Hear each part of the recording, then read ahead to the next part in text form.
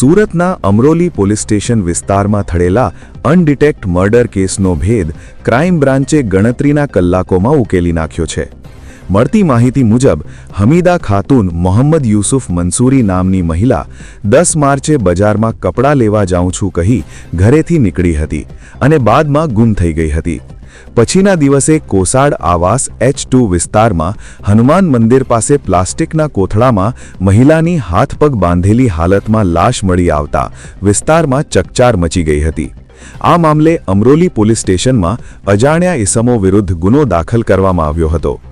ઘટનાની ગંભીરતા ધ્યાનમાં લઈ સુરત ક્રાઇમ બ્રાન્ચે તાત્કાલિક તપાસ હાથ ધરી અને ગણતરીના કલાકોમાં જ આ મર્ડર કેસનો ભેદ ઉકેલી નાખ્યો છે.